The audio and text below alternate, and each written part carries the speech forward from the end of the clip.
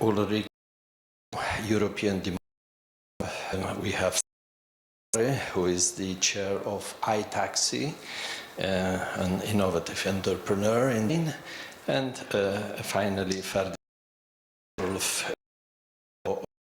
Trust in.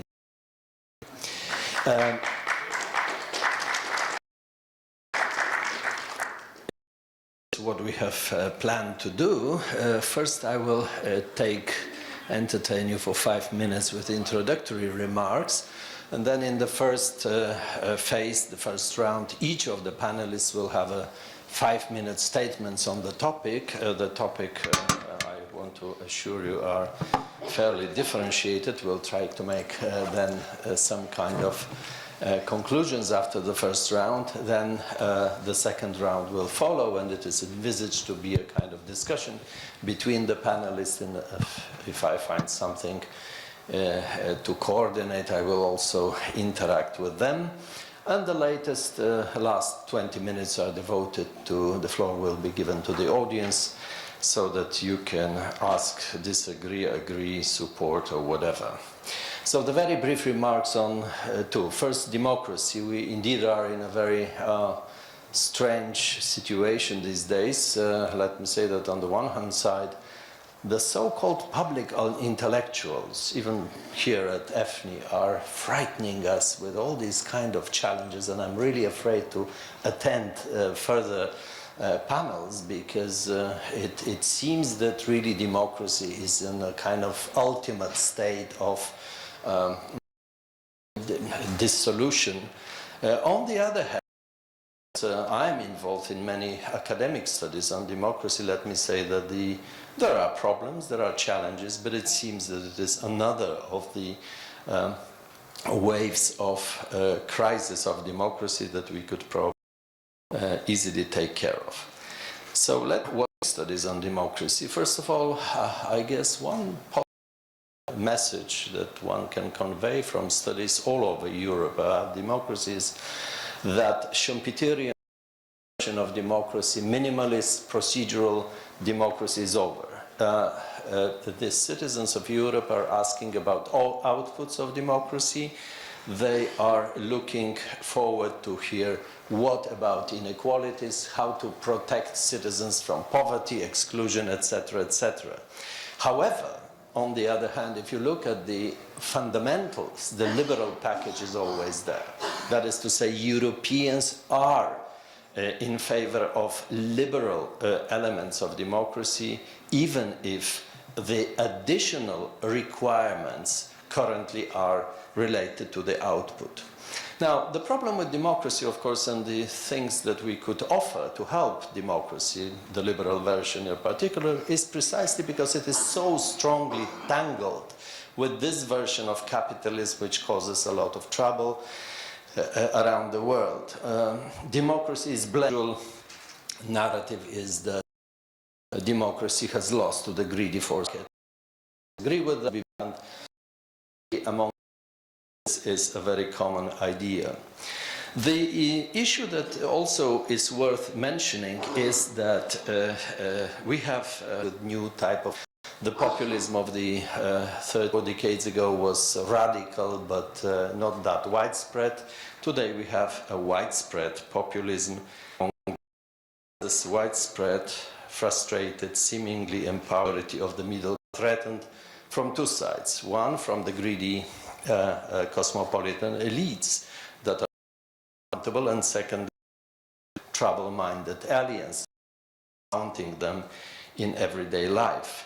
So this kind of longing for a community is present in our wishes.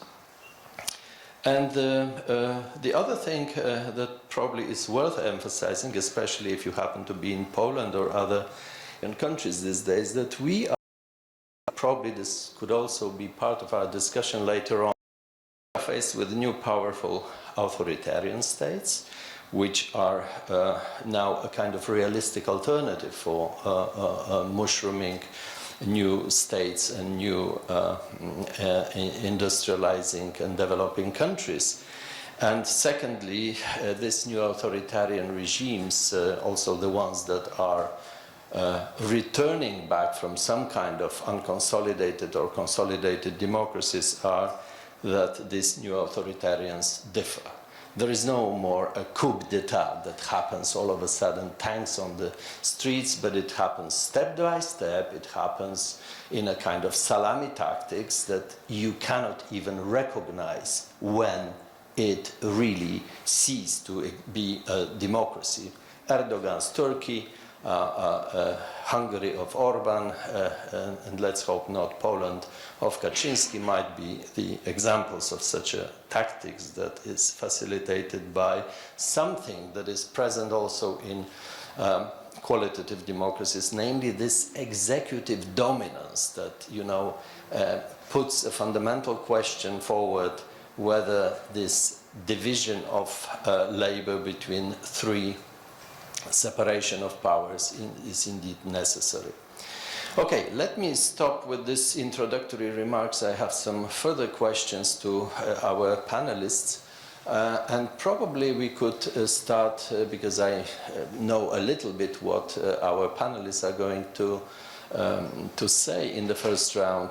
I am very much, and probably all of us are interested in to what extent the new that is deriving from these new developments in economy, Uberization, digitalization, automatization, etc., how does it influence the restructuring of approach? What kind of new groups? It won't be classes, or it would be strata in this classical sense, but some kind of new groupings, and whether these new groups have something in common so that they can jointly be mobilized politically, or new political entrepreneurs. I think comes closest to what Herbert Kitchell was going to say. Let me give you the microphone. All right, I have only to do this in the broadest brushstrokes possible. Simple. There are two themes that I've heard running through much of the conference, through many of the debates here, as a consequence of the technological and demographic shocks that run through advanced post-industrial capitalist democracies. One has to do with security and inequality. Many occupations are exposed to increased insecurity, and in many countries we find increased inequality. This has put the question of distribution and redistribution and new mechanisms of hedging and security on the agenda. Something you probably have heard in a variety of sessions here had to do with unconditional minimum incomes. So think of this as one dimension on which people may vary in their preferences. But there's another dimension which is prominent in many here at this meeting, and this is that in order to face the technologically advanced economy, more and more needs to be invested in people's skills and adaptability to new challenges. Learning is a lifelong process. It requires more and more effort. It takes more and more time before people get to the innovation frontier at which they can contribute to the economy. So while on the one hand, people are no longer involved in lifetime employment, on the other, they face longer and longer time horizons in order to prepare themselves for stints of participation in the market economy. This requires human investment. So challenge, distribution is one challenge. Think of investment as a second challenge. Now, there are always scarce resources, and so there is no free lunch. I submit to you on the side and at the opposite end a further imperative on which I haven't heard that much here at this conference, but that evolves from the demographic revolution, and that is that we are dealing with an increasing percentage of the population who are retirees and who require more and more subsistence, whether it's pensions, with pension systems that typically are not prepared for the increasing life expectancy, as well as the increasing opportunities to maintain life through technology. These people, of course, will that them to rejoin the labor force. So let's call this the consumption end of the distribution. And the economy is essentially between the imperative of having to increase both of these types of expenditures. Investment in young people and people entering an economy that has increasing technological demands, as well as spend more on consumption for people who have contributed to the economy in the past and feel they are entitled to as long a life as modern technology can offer them. So we don't have overhead slides here, but think of this as a 2x2, and I will map now preferences for each of the 4 quadrants that roughly evolve, and then think about in the dynamics of post-industrial politics, what kinds of coalitions might emerge. There's one group that may like investments in human capital, but that is wary of seeing more expenses on consumption and is also not very favorably disposed toward economic redistribution. I would associate this primarily with business, finance, technology elites. It's not the 1%, it's maybe 15 to 25% of the labor force. I'm working here from one of the most advanced economies, the Swiss household studies. So employment in these sectors with tertiary degrees, 15 to 25% of the labor force. So these people essentially opt for parties and policies that want investments, for example, in higher education, but that want restrictive policies on things like retirement, entitlement to healthcare, and so on. Second quadrant, those who like redistribution and also investment, who want to see investment in human capital, but at the same time redistribution of resources toward the worse off. This is something I associate primarily with people who are sociocultural professionals, highly educated people in social services, cultural services, and so on. They account in the most advanced economies also for 25 to 30% of the labor force. If you take these two together, by the way, it's interesting. In Switzerland, currently, more than half of the labor force has a tertiary degree. So everyone else, with just high school education, clerical and manual labor together, is now in a country like this the minority of the labor force. Third quadrant, this is essentially old labor, where we have a preference for redistribution, and on the second axis, a primacy of consumption, a wariness of having resources dedicated to investment.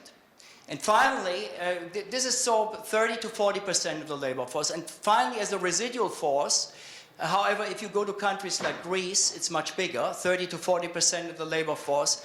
You have a group that want neither. They want neither redistribution nor investment. And this is something that you can, in terms of preferences, mostly associate with traditional small self-employed, crafts, services, small services. So this is typically about 10% of the labor force. So imagine this as sort of the quadrants. No single group can ever gain a majority. What sort of coalitions can you see that essentially can commit to policies, social and economic, as a dominant strategy of a society? Well, I would submit to you that in many countries, the dominant emerging coalition, and as a consequence, the divide, has to do with education.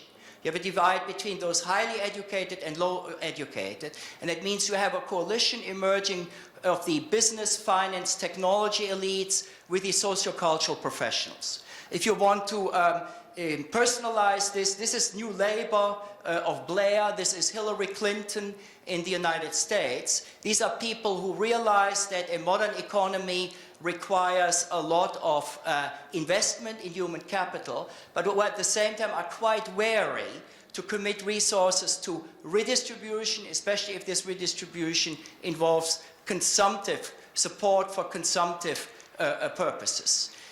This is essentially the coalition that has not compensated the losers, and I think this is what now comes to haunt politics. Those on the other side are the ones who are considered to be populist.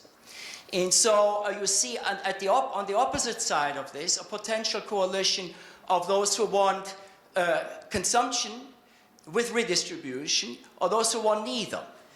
This is where you see more populist forces in Europe and in the United States. I mean, if you look at radical right populist parties, they moved from the corner where they wanted nothing. You are from Denmark, you know that your party, they moved a bit toward protecting social security, but they really don't want to do anything for the sociocultural and the business elites. So you have here a real divide.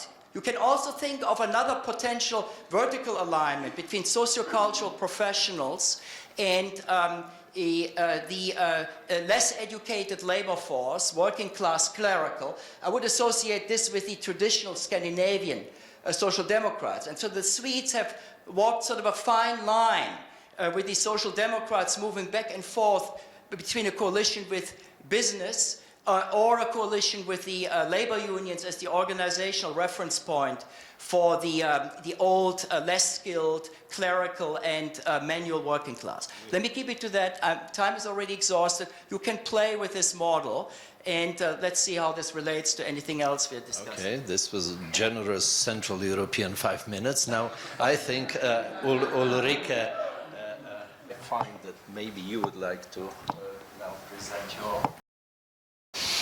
Well, I start with a little family, also a professor, and perhaps it just dropped down because I'm a woman. No, because it's not in the book.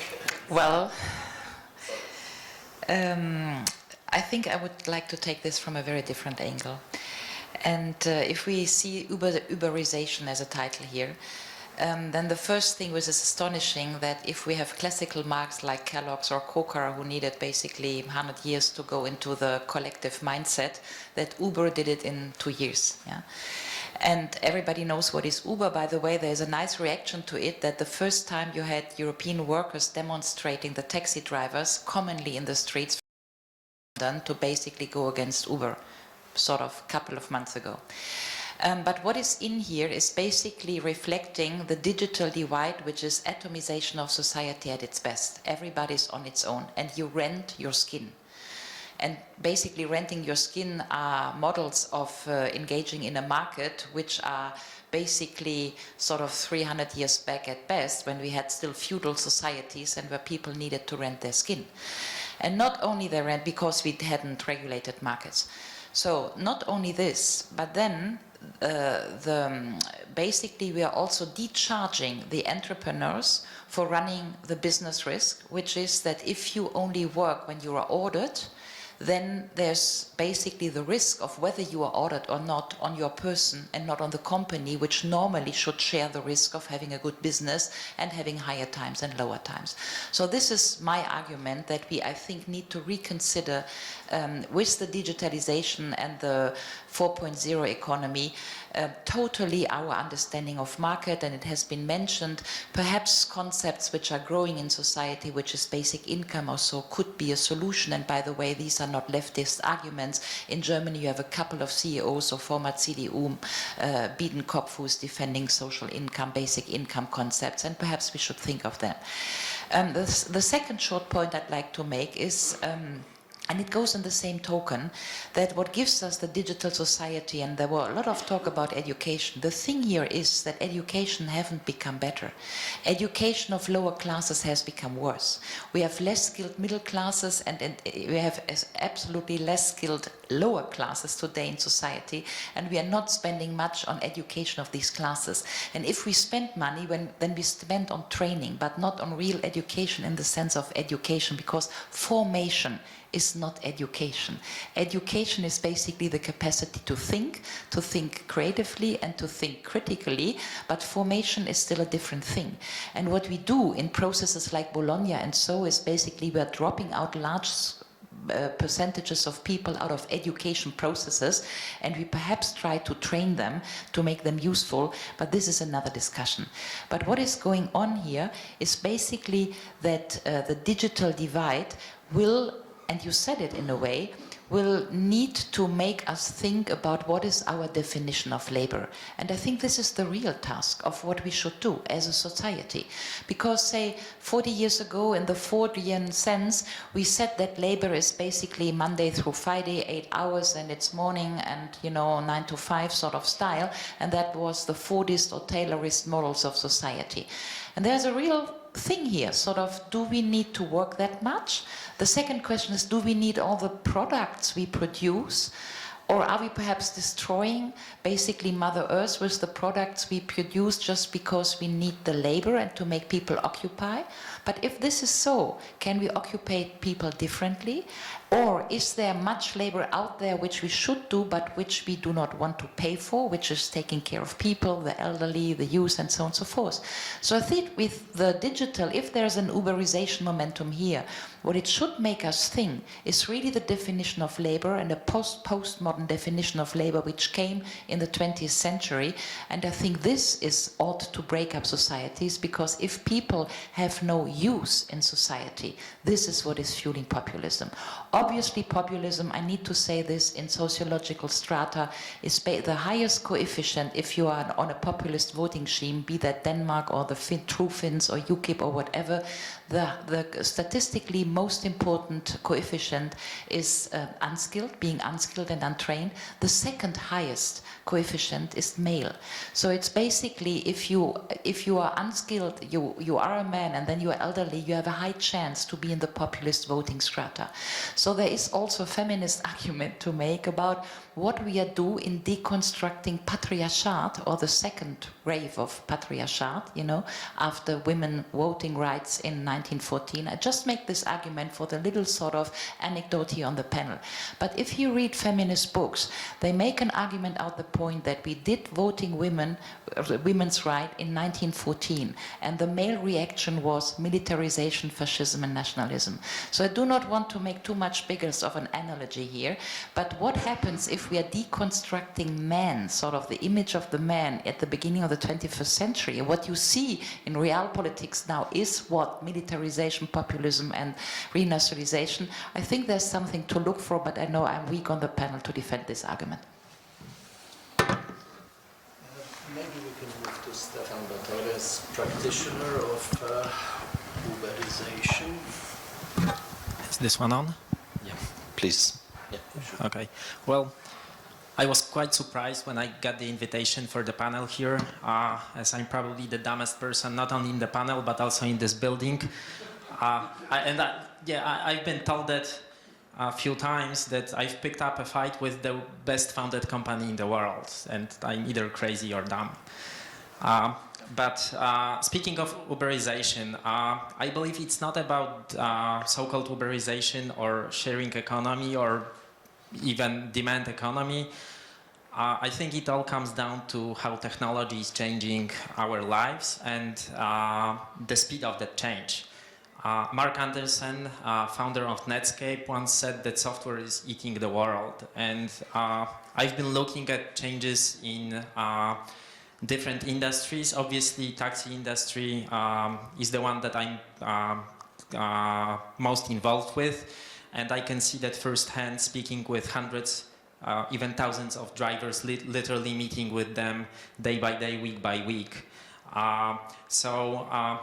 The model maybe changed a little bit, but just a little bit. Taxi industry was always about demand. I mean, the taxi drivers, even before apps, they knew when the peak hours were and they knew when the slow hours were, so they just stayed at home when there were no jobs. And in the rush hours, they all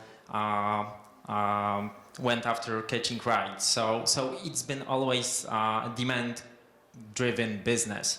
Obviously, technology is changing that industry because a few years ago, taxi drivers had to pass exams in every Polish city to get a license. Like 2.5, maybe 3 years ago, that was abolished. So today, if I wanted to become a taxi driver in Sopot or Gdańsk, it literally takes a day. I just need to register my company as a self-employed independent contractor. I just need to show the proof of my medical exam that I can hit brake when the red light goes on. And I just need to show a certificate that I haven't been convicted for any crime, and that's it. I can become a taxi driver. So the only reason for people actually working for Uber in Poland is because they want to avoid paying taxes or they've been convicted, and that's it. So it all comes down to basically cheating on society and cheating on government and not paying taxes. But when we put that aside, even if we look at regular licensed taxi drivers paying taxes and social insurance, they feel really insecure because exams been abolished. Everyone now uses GPS navigation, and it's become so easy to become a taxi driver, so you don't need to know the city anymore. So more and more of them are scared that the number of taxi drivers is growing. The market is not actually getting any bigger because people are leaving Poland, more people are having cars on their own, and there is less jobs for those, less rights and less jobs, so they feel insecure. There are a lot of Ukrainians riding with Uber and with some taxi companies in Warsaw, and this creates a lot of tension. And when I look at different industry, I think it's gonna be the same like in taxi industry, and it all happened in the last 3 or 4 years. Actually, iTaxi was the very first hailing app available in Poland 4.5 years ago, and when we started, no single driver owned a smartphone. They couldn't afford it. When we asked them if they had smartphones, most of them even didn't know what that was. So for the first 2 years, we had to subsidize it. Right now, all of the drivers that join us, they do have smartphones and they know how to use it. So it's not even about them not adapting to new technologies. It's more about new technologies enabling more and more people to do the job and less of skills that are required to do the same job. And when I look at some other jobs like doctors and lawyers, I'm kind of scared when I think about my kids. 5 years ago, if my son asked me like that, what should I study to have a steady, safe job, I would probably tell him, well, become a lawyer or a doctor or a software developer, and you'll be sure you will have job for life. But we already know that there is an artificial intelligence and an app using that can get your parking ticket cancelled, and it does kind of automatically without any human interaction.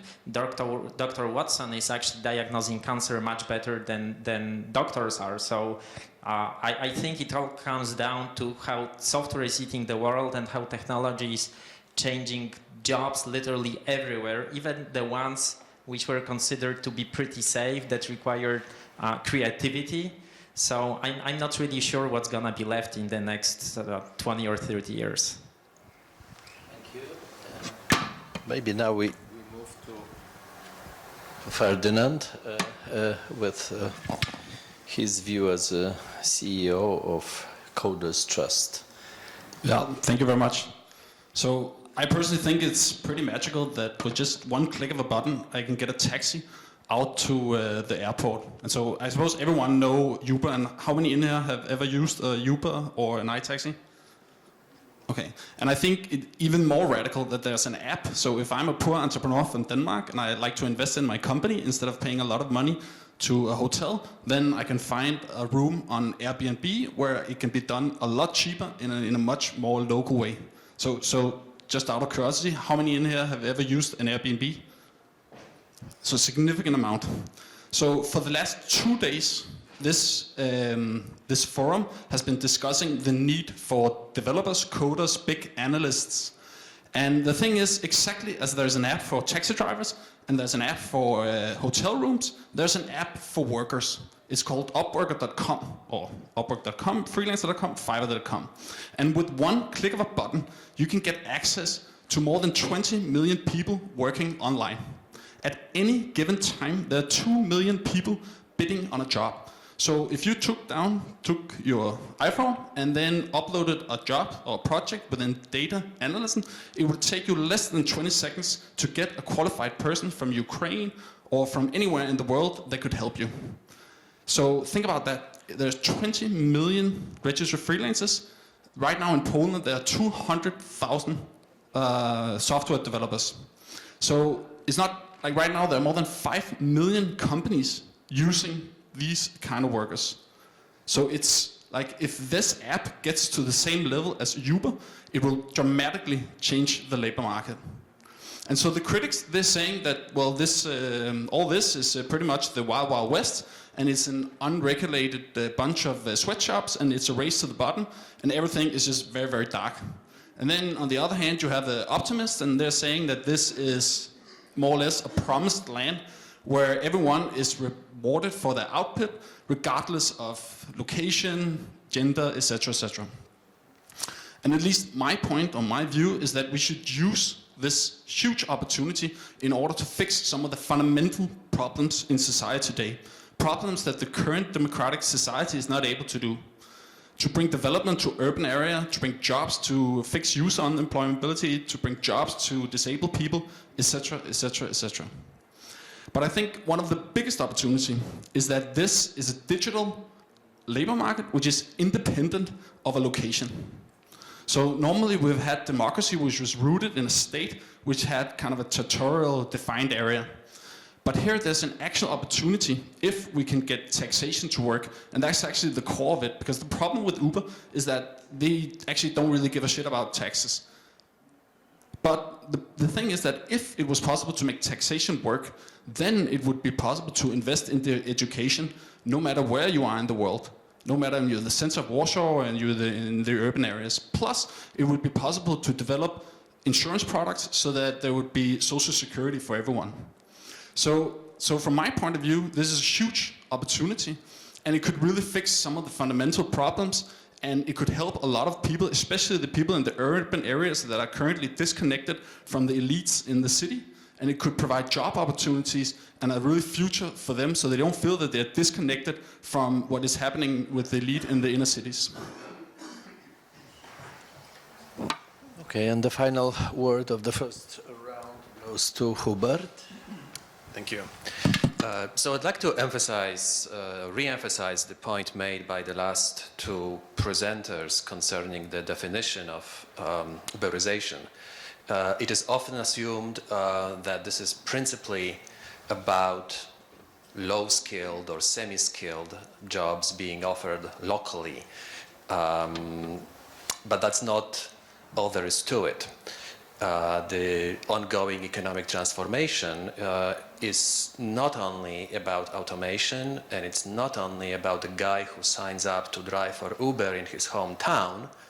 It is also about a lawyer in India, or a physician in Indonesia, or a computer programmer in Poland being able to offer his or her services on the global labor market. This is the predicament we are facing. And this is the predicament that we need to understand in connection with what it means for the future of democracy. In other words, stable, predictable jobs that we have known for decades are gradually being replaced by ad hoc, temporary, on-demand employment via an app or some other online formula, and they are open to anyone, anywhere in the world. They are open to vast numbers of people who already have the skills and are ready here and now to apply these skills and to exploit these skills on a global labor market. What are the likely political consequences of these potentially highly disruptive developments? Does the past offer any guide to what lies in store for us in the future?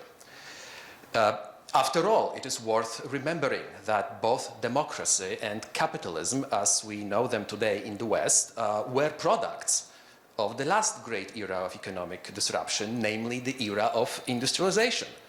So how did democracy happen in the first place? One theory we have in political science is that the initiative for democratization 100-odd years ago came from the top, from elites, who basically weighed the costs of democratization against the costs of repression and realized that democratization will be cheaper. It will cost them less. Yes, the working class will get the vote and they will demand some redistribution, but it will still be less expensive than the costs of repressing the popular classes. This is essentially the thesis of a famous book by Asimov and Robinson, The Economic Origins of Dictatorship and Democracy. So this bet for elites to democratize made sense for them because in the West, at least, capitalism, instead of leading to the immiseration of the proletariat, as Marx had argued it would, had created a middle class that could be co-opted by the elites into supporting a settlement whereby the people would get democracy without large-scale economic redistribution. The other major argument about how democracy came into existence is that the initiative came from the bottom. It came from society.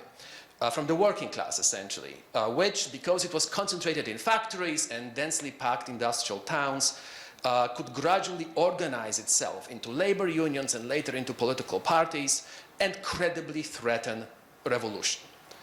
And eventually the elites realized the gravity of the situation. In the famous words of Thomas Carlyle, if something not be done, something will do itself in a manner that will please nobody. They realized that something needed to be done, and therefore democratization gradually advanced throughout the West. The elites gave way, giving us the expanded franchise, the regulation of capitalism, and eventually the welfare state.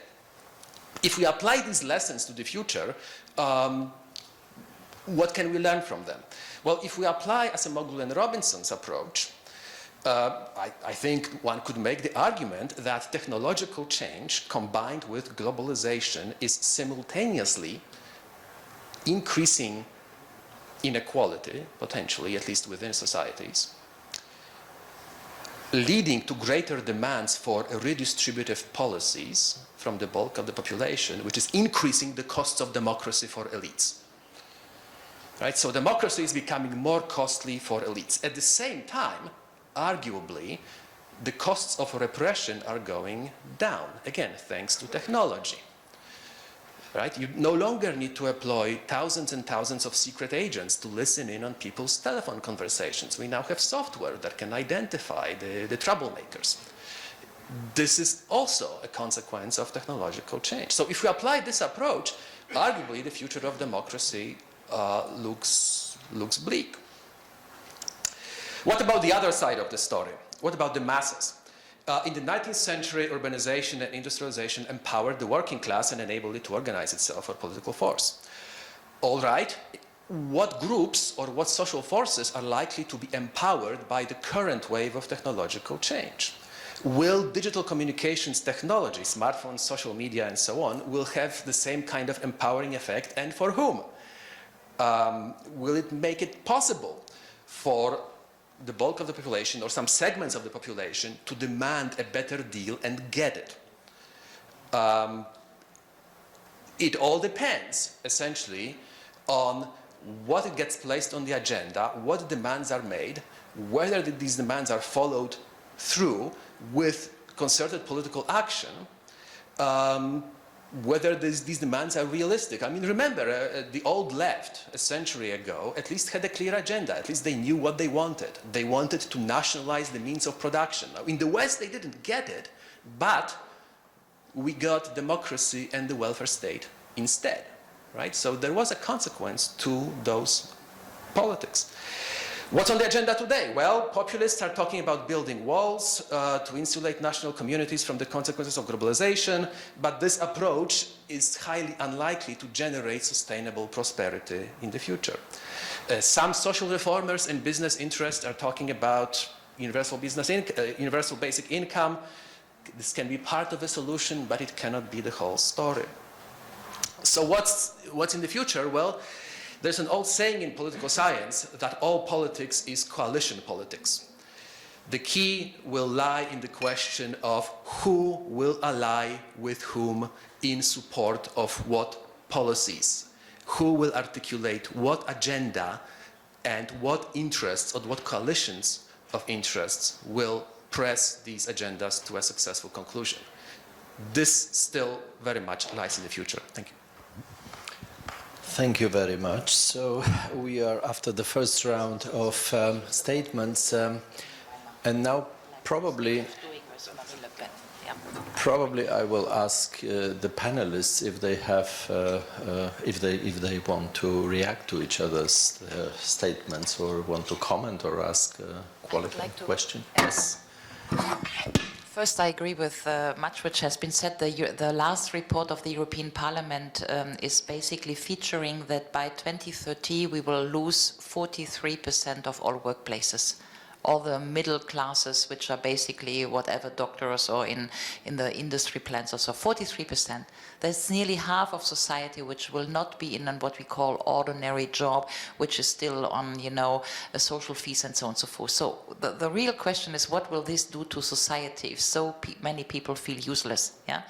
And there's a real factor then about oppression if we cannot get them into creative whatever thinking on a yoga mat or whatever. You can do many things a day, yeah? But we are so trained that we need to work 8 hours or be productive and so on. I think there's a real risk here. And the second is obviously that our societies, and that basically is exactly what has been said here. We are now suffering from the fact that we are globally integrating 2 billion people into the global working force. Now that's your list of those are already registered, all these Chinese or whoever people on this work platform. But Egypt will grow for 15 million between now and 2030. Nigeria will grow up to 900 million. That's the next India on the African continent. So either we feed them or they come here. It's basically these integration of all these basically unskilled people, which is threatening through online techniques the non-skilled people here, and then they go into the populist forces. But here's my point, to just finish on the very subtle momentum sort of where the collision lies. The worst of all scenarios is that business goes for the oppression scenario and basically therefore things that can basically master the populists. That would not be the first time in history. That's precisely what the German business in Weimar Republic did with the Nazis. And if you look how the French industrial board, MEDEF, is already sort of cocooning with Marine Le Pen, you might get a taste of what could be the coalition building in the sense of oppression. Any other comments? Any other? Yeah, please. Yeah, with 43% jobs being lost or replaced by technology, what's actually going to happen is that people who have some kind of skills, like they know the city, and will be replaced either by other people who don't know the city, use just GPS or autonomous cars in the future. Or when we take it further, not only autonomous cars, but also solar-powered cars. And when you think of US truck drivers, it's 1% of labor force, and it will be vanished. And then all the motels and bars and gas stations, that's another 2, maybe 3% of labor force. Then it's gonna just make this socioeconomic stratification stronger, and people who are part of the middle class or lower middle class will be outplaced from that middle class. So it's not only about people in Nigeria or India or China who might come here if they are not educated and will be looking for jobs, because those jobs will be gone from here. So we will have actually a lot of people whose skills will not be needed anymore. And on the other hand, for people with skills, high-end skills, there will be a really high demand that we already see now for software developers. And I don't really know the reason why we don't have enough software developers. Like, it seems anyone can learn coding. Everyone knows it's a pretty good job right now, but for some reason we cannot keep up with the demand. I mean, still we are looking my companies and all my friends who run software development companies, we all are looking for software developers, and there is not enough of them. So I don't know if there is some kind of barrier that certain type of people will not be able to learn those skills. But if they cannot learn that, on the other hand, all the low-level skills that they were able to learn will be not necessary anymore, then I'm just afraid to think what might happen with them. Yes, anybody? Herbert? Let me try to bring a little discord into this discussion. First of all, we have sort of two different elements that have been brought up. One is sort of, what does this technological shock entail for the occupational structure? And the second one is, how do societies and polities deal with this? So how is it framed, institutionalized in contracts? So the idea that we are moving from long-term contracts to spot market contracts. That's sort of underlying this a bit.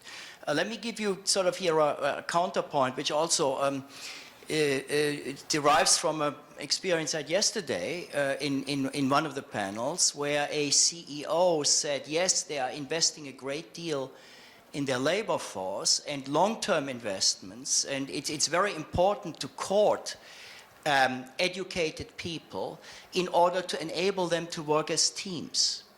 It's only one thing in the economy to get services delivered that can be delivered in spot markets. And those can be easily translated into code.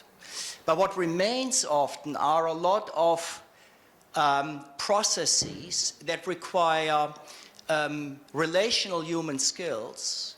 And let me also bring here the T word, the trust word in. Relations among humans, in investments in those relations that are not spot markets. So I think we have to be careful in not overestimating how much of the jobs that we have in a modern economy are spot market jobs. The percentage of people who are general facilitators, we used to call them managers, is growing. If you look at sort of the famous Oxford study that is everyone citing about the 40% of jobs lost, when you go down to the ISCO 4-digit codes, what kinds of jobs are going to be lost? These tend to be technical jobs at all levels. So, I mean, you can unpack what an architect does, and there's some things that are going to be left, and others are going to be the same with a doctor. Many doctors are into relationship work. They have to make patients take medicine. It's not just about delivering a diagnosis and then you're done with it, or replacing a hip, and that's sort of the technical service. This is the engineering side of it. But there are many others. And when you look at this Oxford study, you find that a lot of the jobs that people predict will remain are sort of symbolic. But these are jobs not delivering technical services, but essentially lifestyle consulting and advice how we should live, what the good life is like. And there are many jobs at the high end. And also this sort of apocalyptic idea that most of the jobs that are going to be left are low skilled. That's not something that is borne out by developments in the most advanced economies. And I think that's why especially large companies put so much emphasis on skilling and preparing high-end professionals. Well, let me disagree. Speaking of doctors, I mean, with all the wearable devices we have today, I think that, like general practitioners, the need for them will be highly limited, because, like, you will be diagnosed by all those wearable devices and sent directly to, I guess, Dr. Watson, that will diagnose the type of cancer you have, and then when you need a surgery, whether it's brain surgery or heart surgery or anything else, it can be also done by a robot. I guess that was like 2 days ago. It was a big announcement on Polish, one of the TV stations, that we have the first hair transplant robot available in Poland. And one of the things that were mentioned is that it's so much precise and it doesn't get tired. So it can do the job much quicker, much faster, and it can do 24 hours, 7 days a week. So, like, when you think of heart surgeon, it often takes hours to do heart surgery. So if it's replaced by a robot who can do it just much more securely, precisely, then obviously there will be the part of keeping the relationship with the patient. There will be that part that requires the human contact, but I believe it can be then replaced by some kind of medical technician, not necessarily a doctor, somebody who will hold patient's hand, who will give them spiritual advice, but still robot will do the majority of the job that was done by the doctor. And this brings me back to what I said in the statement, which is we need to redefine what work is and how much we need to work, and perhaps deconstruct the idea of work we have, which was a given for the last 50 years, which is the 40 hours you need to work. Basically, the philosophy of trade unions in the past 20 or 30 years was work hour reduction. I mean, remember what the French did fight for, 35 hours, 32 hours. I mean, these were battles that we work less. So if now robots come, then the real question is, why are we scared? Because if that was our fight, that we work too much and we need to work well, we want to work less to have more harmony, more leisure, more whatever, then we should be happy about this process. So the real question should then be, how can we interact in a society in which perhaps there's really less work? I mean, last one figure, but in the Middle Ages, around 1500, the average work hours per year were 4 hours. Because basically between November and February you didn't work a thing, because rural societies would just clean perhaps their instruments, but you know, then you had peak hours in August when you did the harvest and so. But 4 hours. Can we imagine a society today which we basically can run our society on a productivity scheme which feeds everybody, but everybody has only 4 hours to work? I mean, are we thinking of this as being scared, or are we thinking of this, fine, I have time for my kids, which I wanted, I have time for my yoga mat, I have time for, you know, enjoying the sun, which I didn't enjoy the whole 2 days of conference because we're also busy with, you know, discussing and cell phones. So I think there's something to look for, which is always the problem in any given technology jump of society, which is, does this society is beneficial for mankind or is it not? That's the big question of the machine-mankind discussion, which is, you know, authors like Bruno Latour are writing about. But we had the same questions when we were inventing the nuclear bomb. By the way, we had the same questions when we were inventing the locomotive or the airplane. I mean, just remember that when we were inventing the locomotive Dampflok, yeah, there were serious discussions in the Reichstags in Germany whether women should be accelerated quicker than 30 kilometers an hour, because the argument was they would get infertile, right? So we all, yeah, so you can read this. So we have the same sort of discussion now. Is this robotics thing shit and we need to avoid it, or can we make it good use for mankind to save hours and have more leisure? Well, in general, the progress cannot be stopped, and it's a good thing. I guess what scares people is the pace of that progress. The Industrial Revolution took decades, and people were protesting and destroying the machines because they were put out of jobs. And I think that the challenge that we are facing right now is that the speed of those changes will be now, it will be just much faster than Industrial Revolution. People will be put out of jobs much quicker at a bigger scale, and it will take, I don't know, another decade for them to learn to do something else. Obviously, after a generation or two, they will accommodate, they will learn, you know, new things. The society will actually need, I don't know, maybe more culture, more something. We don't even know what it's gonna be today, but I guess that speed of those changes is what frightens people. One point, we keep talking about the impact of technology and globalization, and we keep losing sight of the very important role that politics have played in all of this. One of the reasons why job loss has been far greater in low-skilled sectors and middle-skilled sectors than in high-skilled sectors is because the high-skilled professions simply have more political power, and they've been better able to insulate themselves, to ensure that national parliaments enact policies that make it difficult for a doctor from India or a lawyer from, you know, wherever else to actually compete in the national labor market. So politics have played a major part of this story and will continue to do so in the future.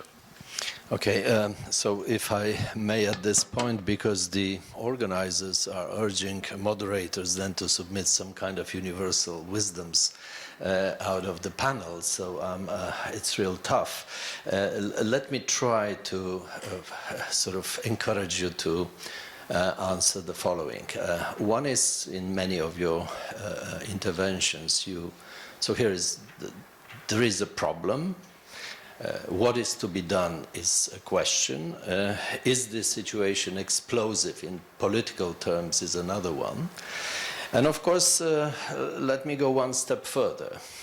Do we assume that representative democracies of liberal type are the right institutional designs in which we can help ourselves with these problems, or are we looking forward to some kind of more authoritarian solutions that might prove more conducive to this changing world? And secondly, I felt that during this discussion we assume when we talk about these coalitions, the last century or so was based on a culture of contract and kind of strong commitments of sides that agreed upon. It's not only Scandinavia, right? It's all over the place. Some kind of deals, whether it was cleavage politics, whether this was Verzeihung in Holland, there was an agreement that we cooperate, we disagree in a certain way, and these commitments were serious. So my question is, what is your view about what is to be done and whether liberal democracy can still ameliorate this situation, or is there more of alternatives that might come into play?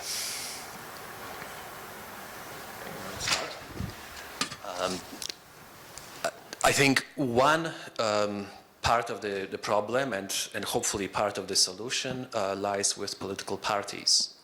Throughout the democratic world, the parties that we see today are products of a different age, an age which is coming to an end. They represent agendas, commitments, social alliances that are unraveling as we speak.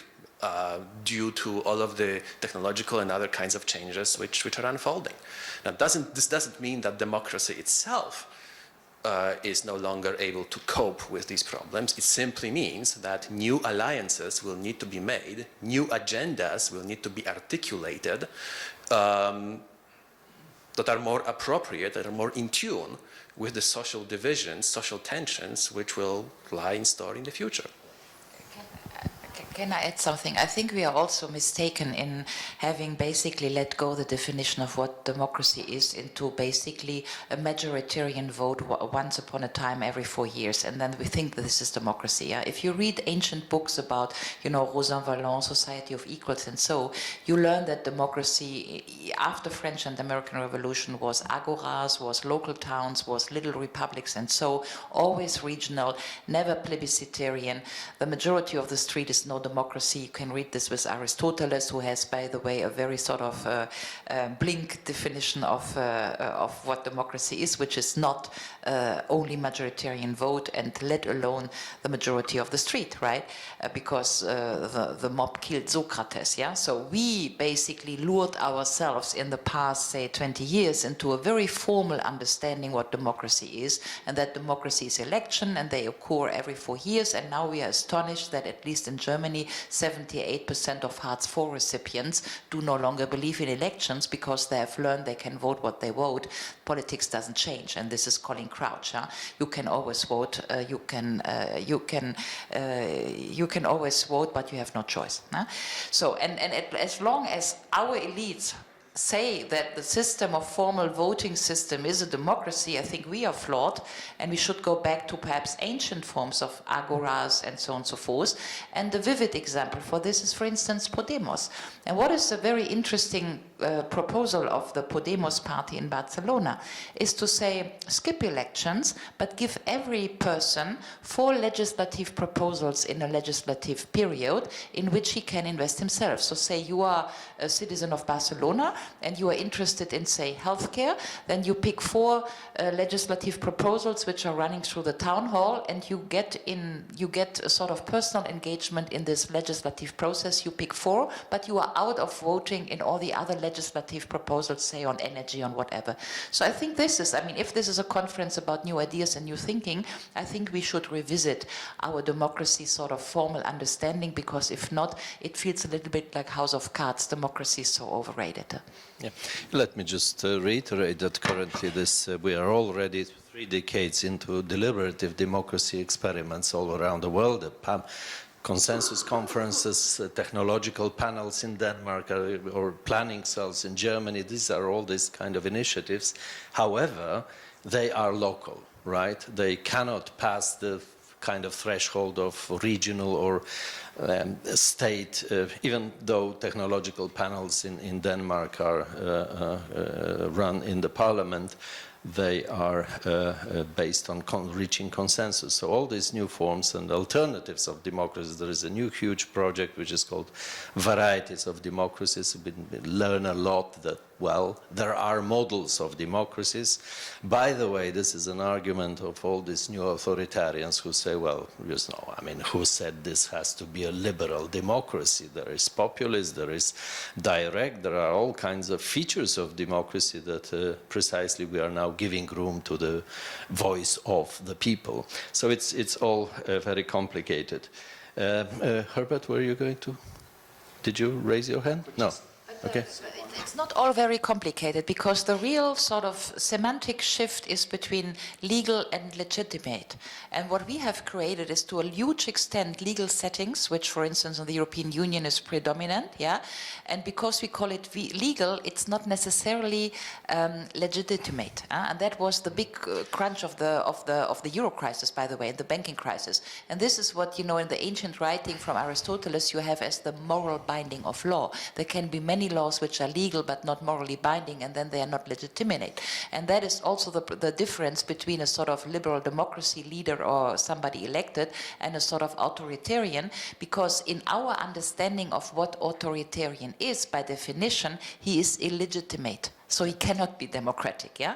And this is also sort of eroding as a definition, because as of today, we do have sort of authoritarian leaders which are democratically elected, which is basically a contradictio in adjecto. So we are losing basically the semantics here, yeah? Yeah, there are 2 additional things. One of the things is this accountability, right? I mean, in a clear parliamentary democracies, we were used to have a clear picture of who is accountable for the decisions, right? In all these innovations, the accountability is somehow less clear. That's one point. And the second is that probably you know, I don't want to be pessimistic at this point, but I personally was seduced for a long, long time by Almond's and Verba's 1963 book about this, the nature of the average citizen, that he or she is, you know, opening the window in the morning, looking outside and asking himself a question, or herself, what can I do for politics and publics? Well, come on, if you read the last 20 years of political psychology, you have a completely different perspective of what an average compatriot of ours is. So, but I don't want to get into it. Let's be more optimistic than political psychology. And if there are no other comments, then this is the last 20 so minutes that we can ask for. I'm sorry, the slides, I cannot see you, but yeah. Okay, comments, questions? Yes, please. I don't know how with microphones. Is there another microphone down there? Okay. There is a microphone. No, but there is also over there. Yeah. Thank you. Tomasz Klekowski. I work for the technology company, so this will explain a little bit that's from where I'm coming from. So I would like to learn what is your perspective on kind of the geographical dimension of the whole discussion. And Professor Ulrike referred to Africa, Egypt, and Nigeria at the very beginning. I recently talked to one of the technology analysts who was born in Africa, spent a big part of the life there, and we were talking about the impact of the technology for African countries currently. And I was very surprised because he used the term digital colonization. And we were talking and he referred to the fact that basically in these countries people basically consume technology, but the technology and the value is created somewhere else. And obviously here probably we are in the quite fortunate position because still a lot of value and technology is, well, the technology and the value is created in the countries where there is the most capital and the best skills. Primarily the most advanced economies. But also the countries here are in the fortunate position because there is a lot of outsourcing of the work, so at least people create and are paid for this. Which creates another block of countries which are those who outsource. And there are those countries which really build the value and accumulate the most capital which coming out of it. And how do you, if you agree with this view, and how would it influence what's going on from the geographical, political, worldwide perspective?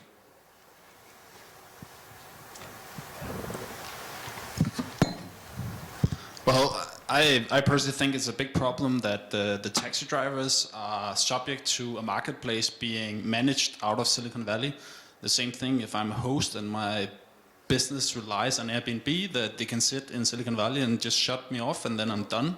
And the same thing as Upwork, that moves power. And I think another aspect is that that the large corporation, they then set up different system in order to avoid paying taxes, and when then EU tries to then enforce some kind of taxation on them, then it's suddenly all a bigger problem. So what I think is that there's a huge loss of actual power or sovereignty that we need to fix and regain. And I think by regaining that, which is kind of required in one way or another, and that will really require like politicians to step up. I think once we regain that, and we take advantage of the technology, then we would be able to empower those that are currently feel that everything is a disaster and they feel disconnected and they vote for populist parties. I think Africa is indeed a problem. I mean, if you look at the figures of the UN demography report, which gives the population index until 2050, and you learn that Niger will have 900 million and Egypt will get 15 million more, and so on and so forth, then the real problem is obviously a political one, because then do we have the pretension to run democracies in these African countries? Because the problem is, if you have what you call the ratio between basically elderly people dying and so leaving the labor market and those entering the it's called the war index, yeah. So if you the war index for Germany, war index in brackets obviously, yeah, is something like 0.0001. It means that you have much more elderly people leaving the workplace and enough space for getting young people into the market, the labor market. If the curve is inverse, like in countries like Sudan or Niger, Nigeria, and so on and so forth, you have what experts call sort of youth bulk. So you have so many young people, especially men, entering the labor market, and they don't get jobs. At best, they get a job at the bazaar to sort of, sell some vegetables, but they don't paying jobs. Then they cannot run a family, they cannot marry in these cultures, and so on and so forth. So you have a youth bulk. And what happens then is politics. And the politics is, it's basically unguided testosterone, and it goes violent. It goes into civil wars, it goes into ISIS, and that's what we see. And so the real problem is, if we reason in terms of what do we do with Africa, my quest would be we basically educate the African women to give less birth, and then we can over time basically deconstruct the youth bulk. But obviously this is not policies for today. This will not solve the problem for the African labor market today. today, nor will it solve the refugee crisis. There are 10 million more unpacked suitcases, yeah, so the refugee crisis is not over, it is just starting. And how this impacts on our societies, which are not able to discuss this in terms of, you know, the next 10, 15, 20 years, but because we are democracies and we need to win elections, the only option we discuss is we need to secure borders, so we cannot basically engage into policies which would create a huge modernization program for Africa, which I think would be the wisest option because it's the continent on our doorstep and we should care. But we cannot integrate this in our sort of democratic discourses because of the things we are discussing here, that we are fearful that we have already enough people losing the works here. Okay, any other questions? Yes, go ahead, please. Tomasz Sielicki. Should I say in English, in Polish? Yeah, whatever. English. Okay. Whatever. Tomasz Sielicki, I was running a software business. Right now I'm supervisory board of a software business. The question which I didn't hear, or the threat which I didn't hear in the panel, is the one which I imagined a couple of weeks ago when I arrived to Gdańsk and I called Uber. Actually, I selected Uber on an application. And the car which arrived had a Kraków license plate. So I was curious, what happened? Kraków license plate. Uber car with a Kraków license plate. So I asked the guy, I mean, how come you have a car from Kraków? What are you doing here? And he says, oh, no, I'm just an employee of the company. The company leased 70 cars in Kraków, he's based in Kraków, and elected to employ people in Gdynia that will run our Uber cars. It's very easy to imagine that Airbnb, there will be a lot of developers which will just build apartments for sale and sell them on Airbnb. On your platform, of course, Coders, it could be the same. There will be a company which will sell freelancers. So doesn't that mean that this Uberization of the economy may mean that this middle class, about what Ulrike was saying about, will get dismantled, and we will only have high-level managers and low-level providers of jobs. So that will be the end of democracy as we know it. And oppression, like you said. Yeah. Very nice. And you just described... Okay, please, the microphone is... I would just say, if you're a true believer in capitalism, then you would argue that the low-income workers would be a tremendous opportunity to invest in and upgrade their skills so you can get a return if they would be available on a marketplace that would pay a higher return on that investment. So the market mechanism in theory should be able to solve this problem, but one of the problems is that there are too many market failures. There are too many market failures to go out and invest in a lot of African developers because you cannot really recapture that investment. But as if it was possible to create the framework and enforce investment protection, etc., then it would actually be possible to make a modernization program out of Africa, and our generation wouldn't have to go and fight wars there in the next 100 years, because that's what we've been doing in the Middle East, and it's not really working. Yeah, just on this note, market failures, that's of course where politics comes in, and especially with skilling and reskilling, I think is the important thing. I think in advanced democracies, this is maybe the last chance that the vote of the downtrodden may make change elite coalitions in such a way as to devise policies that resonate with this and change the skill profile. When it comes to, I mean, we moved on to this broad question of what to do with developing countries. It's not just transferring resources. The side of imperialism or colonialism would then also concern governance structures. It's not just enough to develop programs in resourceful democracies, but also to know what to do with the elites in these countries that have every incentive in the world to divert these resources. And I think that raises another whole range of questions that has not yet been put on the agenda. I mean, there was a big debate with Jeffrey Sachs about this in recent years, and it is not just a question of providing resources, but also of ensuring that these resources are used in ways that actually improve the lot of those who will be seeking jobs. There is another question. Yeah? Go ahead, maybe. I'm sorry, I already got the mic, so maybe. Okay. Sorry, I was. Let me pass this. So. Sorry. So whoever let goes me first. start. You go first. Yes. Okay, thank you. Roman Revolt. I'm a partner with a law firm and the mediation center president in Leviathan. And I was a bit disturbed by the fact that I agree that democracy as such is overrated because of the government would not fulfill its promises. So people might think that voting for in election might not be as productive as it used to be, but democracy also has another aspect. I was disturbed by you downgrading the democracy as we know it because of the law. I mean, the majority elected is not only governing the country, doing certain things, but also electing, establishing law.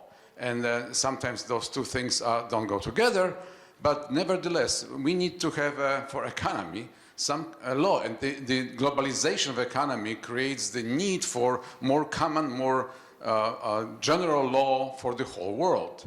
The distinctions between different legislations are actually damaging. We are going toward a unification of law. The same with dispute resolution. I mean, economy has to have ways to resolve disputes, which are natural in humans' activity. And I am in mediation center. Mediation is a fantastic thing to do to resolve disputes, but at the end of the day, you need to have law on which you rely. So the question is, if we are going away from democracy where the majority decides what to do because it's overrated, then how the law is going to be created and how are we going to unify the law for the whole populace? I didn't want to be misunderstood. It was just this cynical sort of quote from House of Cards, yeah? But I think I gave you the answer in a way, because what I said is that we are losing rule of law. By the way, we lost rule of law in Hungary. I'm afraid we are in the process of losing it in Poland, and we may lose it in France, and we are losing it perhaps in Austria. So this is the real question here is what I said is the distinction between legal and legitimate. And that is rule of law. Rule of law is by definition morally binding, and it is legitimate. And this is why an authoritarian leader by definition cannot be democratically elected, because then he can do legal stuff, yeah, but which is not necessarily legitimate. And this is Erdogan who's doing it. And so yes, I think I go with you. The defense of rule of law is absolutely key. The problem of today is that perhaps we are already in a process in at least some European countries of the erosion of rule of law. Okay, thank you. Piotr Lewandowski, IBS. A colleague before mentioned that the pattern in Uber, that people are basically running companies within Uber, it's actually pretty common. It's happening in many European cities. It's similar with Airbnb. Actually, Airbnb was forced to release the data on the New York, because there were many claims that this is not really sharing economy, maybe something different. And what the data show was that, of course, there are 1,000 people who are offering flats, and average revenue per year is like $500. But actually about 75% of the entire revenue from Airbnb in New York was generated by less than 100 people. Most of them have several flats, renting them. And then it's not really about sharing economy, it's rather a novel way to not comply with regulations. So you basically run a hotel business using this sharing PR, let's say, label on it. And that's it. So I think that the response of policy should largely be driven actually by what's happening there. If it's really sharing and these are students who are renting their flats when they leave for a vacation, or is it rather non-compliance with the regulation that we have for reasons that we know we do have them. And yeah, let's not overestimate the labels and look at the content there. Thank you. I couldn't agree more.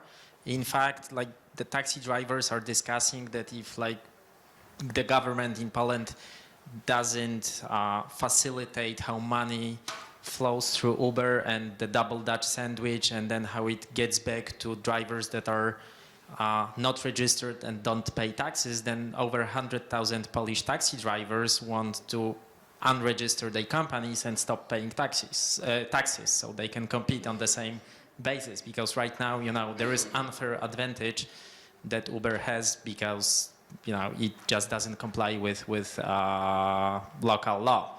And I have a great idea for an app that, I want to sell buzz through the app, that people will make alcohol and I want to sell it. And it will not have, all the taxes, it will not have all the, compliance that is required. I'm just gonna run the app from Cayman Islands, so I won't be caught in Poland. This is a great idea. Don't you agree? No, I don't agree, because Aristoteles told us that we are all zoon politikons. And if we lose one of the definition what a state is a state can tax. And we are basically in the erosion of that definition, because state can no longer tax.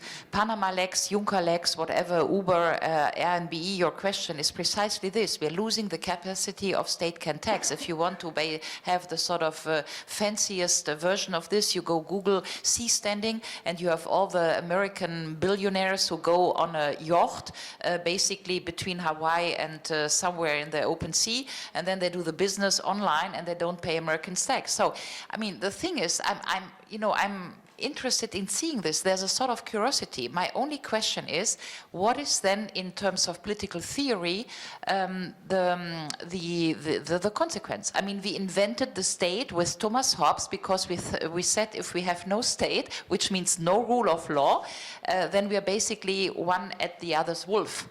So if that is the mankind sort of type we want to be in the 21st century, okay, let's erode the state. I'm not on that token. No, that was just ironic. Okay, then fine. Okay, then pay tax. And I do. Okay. Okay, Hubert. So to take this back to Radek's question of what is to be done, and also to follow up on this last exchange, there's a very provocative argument that has been made by the economist Dani Rodrik a few years ago, that there are these three things: the state, the nation state, globalization, and democracy. And we can have two of the three, but not all of them, right? We can have the nation state and democracy, but we have to give up globalization. That's what the populists are essentially saying. Build a wall, right? Keep the world out. Or we can have democracy and globalization, but we have to give up the nation state. That's the kind of technocratic solution that, among other things, the European Union is essentially suggesting. We need to take politics to a supranational level. And there is the authoritarian answer. We can have globalization and the nation state giving up democracy, right? This is a real dilemma. This is a genuine dilemma that we are currently facing. Yes, go ahead. Yeah, I think there's one thing, one interesting answer that political science is explaining, and that is the use of technology by the state. So states historically have not been very good at adapting new technologies, but once they adapted it, it became very efficient, and states used it to either tax their citizen or to be better at wars. So once the state system will be able to use the currently available technologies, will be able to implement Bitcoin, etc., then it will not be possible to cheat in tax. Can make another argument, which is that the ancient technologies brought up the nation state, and that we are now facing technologies which may dismantle the nation state or need to dismantle it. Because you could argue that, for instance, telecommunication, telegraph, postal, all the drivers of the innovation of the 20th century, early 1920s or so, were basically produced by nation states in a sort of package deal, because the nation state gave them monopolies, on telecommunication and that is what brought the nation state up, and that is what gave the nation state redistribution capacity, and by the way, many jobs in civil administrations like postal offices, which were all sort of state-driven, yeah. And so now with EU liberalization politics, we are dismantling this. We have been cracking the monopols and the oligopols, so we are no longer, and that is the whole discussion about Daseinsvorsorge in Germany, about sort of water and the things which should be state-run and not liberalized, like we see the water initiative at the European level. But then the argument is basically the opposite argument, which is that current technology may drive into this atomization, which we may be losing the state because of these technologies. And if this is so, just to link it back to the Danny Rodnik book, which is a brilliant book, but then the real question is how we organize global democracy beyond the nation state. Because then we should not be aggregated among nations, but we should think about merging basically human rights and citizen rights. And we should think about a democracy concept which is mirroring the network society or the world is flat sort of stuff in which we are in. And by the way, this is current political science thinking. Jürgen Habermas, for instance, is suggesting that we need at UN level a United Nations Parliament instead of a General Assembly, because the General Assembly only represents the nation states, which is aggregation of people, which is unfair in the Rodnik sort of definition. So I think, you know, not for tomorrow and the next 5 years, I think Rodnik is right, and what we are doing now is we're sacrificing democracy because we're so keen to keep the nation state, and we do need globalization. So unfortunately that might be the choice we are taking now, flanked by oppression, but the sort of major choice in the Kantian sort of thing is basically that we invent a global democracy model beyond the nation state, which would be Kant's Weltbürgertum, global citizenship democracy. Okay, we are coming to an end, and if somebody is still desperate to ask or comment, please do so now. Otherwise, I see no volunteers to comment. Thank you very much for the participation and insightful comments, and this is it. I will have trouble in writing down the general wisdom, but I'll make my best, and then I'll send it to you for criticism. Let's see what goes out of it. Thank you very much, and this is it.